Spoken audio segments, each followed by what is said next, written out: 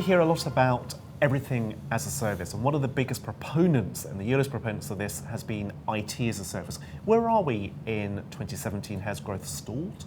Oh, not at all. It's doing very well. When we look at the global market for data centers, software, and services, that's about a $1.5 trillion market per year. And in 2016, about 25% of that market, or $370 billion per year, is being done in this flexible consumption model, IT as a service. By 2018, Deloitte is predicting that that number will be $545 billion per year, which means it will now be 33% of all spending. It means that traditional on-premise solutions will actually have declined in that 2.5-year period. And if we look a little bit further out, by 2022, it appears that IT as a service will actually be more than 50%. And that's sort of the real tipping point. That's a fundamental inflection, so that's really fascinating. So is it everybody doing this? Is it all sizes of companies?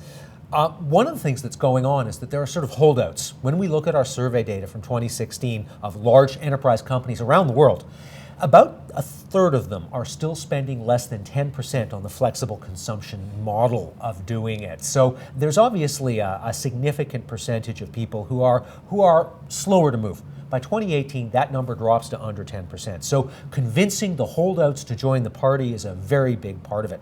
You mentioned size. Very small companies and very large companies are a little less likely. 1 to 5 billion is the sweet spot. Those seem to be the companies moving the fastest.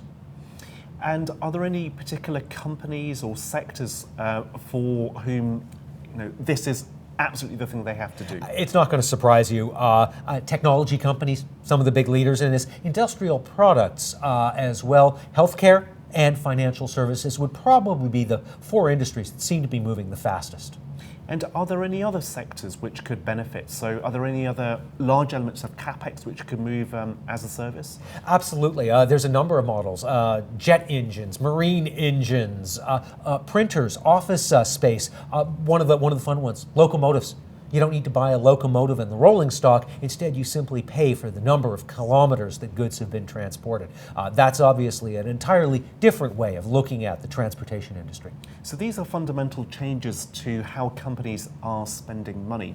So does that affect, for example, how accounts need to be done? Absolutely. You're moving it from the CapEx pile to the OpEx pile. Sometimes that's a good thing, sometimes it's a bad thing. It's always a thing that you need to take into account. Obviously, procurement, provisioning need to change in a flexible model.